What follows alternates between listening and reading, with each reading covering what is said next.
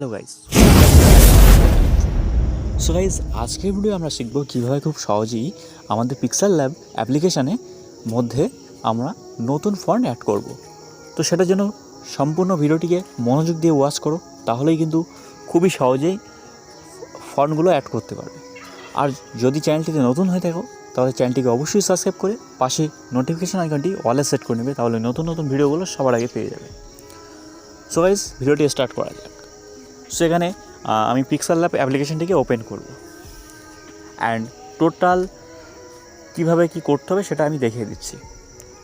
At first guys এখানে যে ফন্টটা আপনি অ্যাড করবেন তো সেটা সর্বপ্রথম আপনার ফাইল ম্যানেজারে চলে যেতে হবে অ্যান্ড এখানে গিয়ে আপনার টোটাল ফন্টগুলোর একটা ফাইল এখানে কিন্তু রেডি করতে হবে।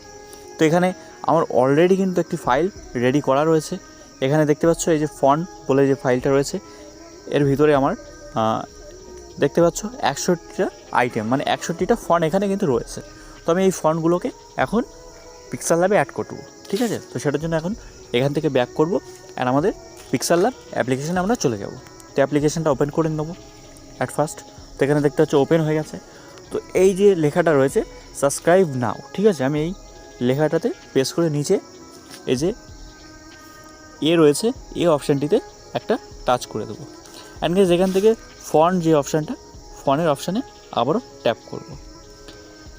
ট্যাপ করার পরে এখানে মাই ফন্ট বলে যে অপশানটা রয়েছে এই মাই ফন্টে আমরা সিম্পলি ট্যাপ করব অ্যান্ড গাইস এখানে দেখতে পাচ্ছ একটাও কিন্তু কোনো ফন্ট নেই।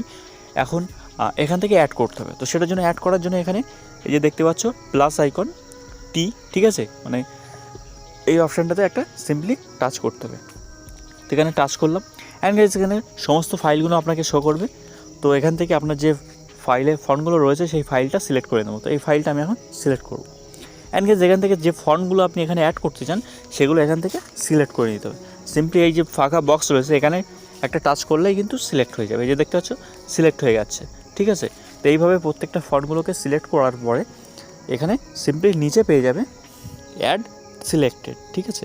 এই অপশানটাতে আমরা এখন সিম্পলি ট্যাপ করে দেবো। আর গাইস ভিডিওটি যদি ভালো লাগে অবশ্যই লাইক দেবে।